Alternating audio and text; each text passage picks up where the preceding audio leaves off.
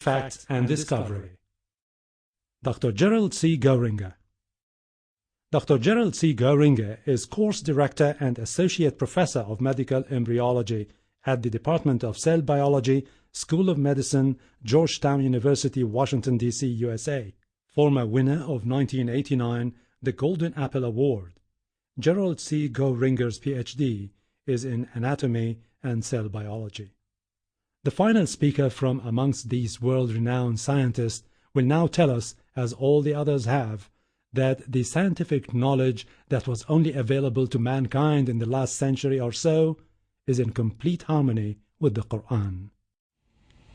Mr. Chairman, eminent scholars, colleagues, friends, ladies and gentlemen, I'm delighted and honored to have this opportunity to be here before you and share some of these magnificent experiences with you.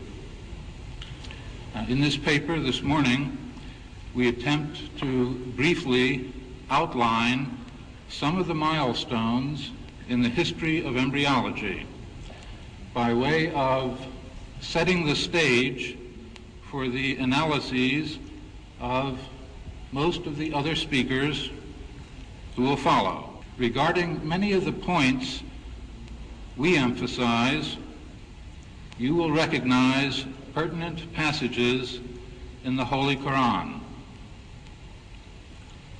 Let us commence with a fundamental question of biological science, a question that has commanded the attention of scholars and scientists from the earliest recorded history through today. It is a question that is also documented in the Holy Quran. Simply put, it is, how does man develop? This question rings through the centuries, and the record of our attempts to answer it comprise much of the history of science in general.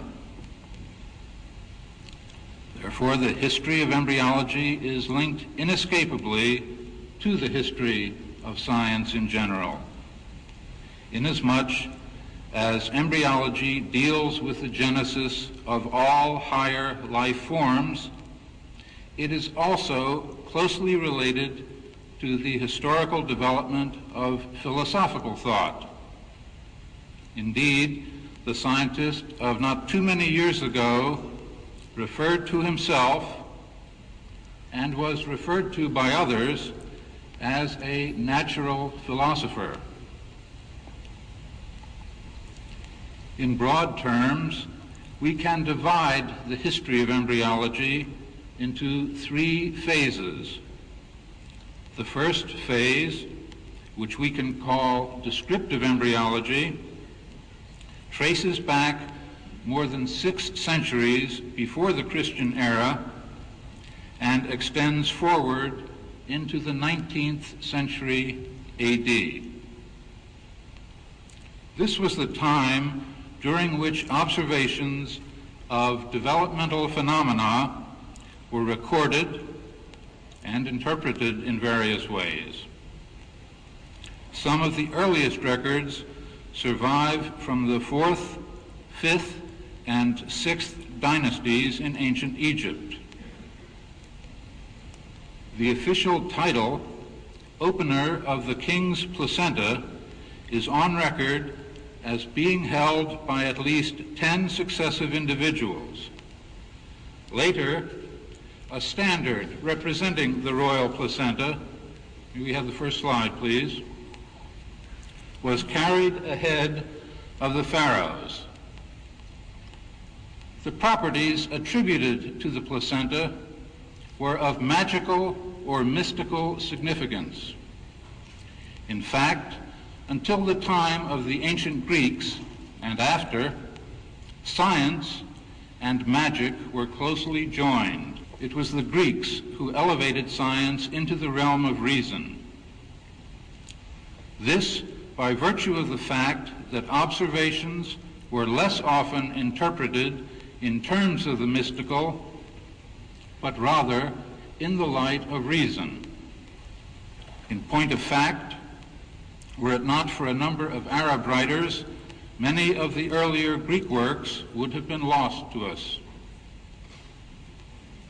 During the 16th, but especially in the 17th and 18th centuries, scientific enquiry flourished, and the works of Vesalius, Fabricius, and Harvey set the stage for the era of microscopy. This was a period of lively debate. The spermatozoon had been discovered, and the questions of preformation, spontaneous generation, the egg, ovism, and animalculism were endlessly discussed and debated.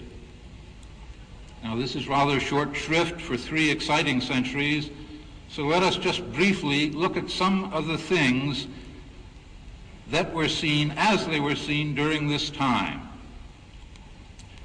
First, some illustrations from the literature of midwifery during the 16th century. Next slide, please.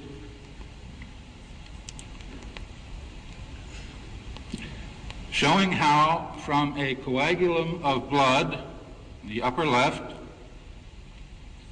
and seed, a fetus develops, which can be traced down through to the lower right, where in the imagination of the author of this work, from this blood clot, a human fetus actually arose.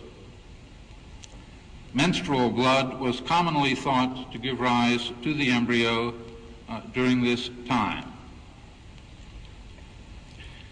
Before discussing the rise of experimental embryology, let's turn for a brief moment to the instrument that capped the progress of descriptive embryology and which is used just as frequently today, albeit in somewhat more sophisticated form, the microscope. Next slide, please. This 17th century development led to the publication by Ham and van Leeuwenhoek of the announcement of the discovery of spermatozoa. Next slide, please. Published in the Philosophical Transactions of the Royal Society. This is 1677. Illustrations of human spermatozoa, published in 1701, next slide please, are seen here, grouped among illustrations of sheep sperm.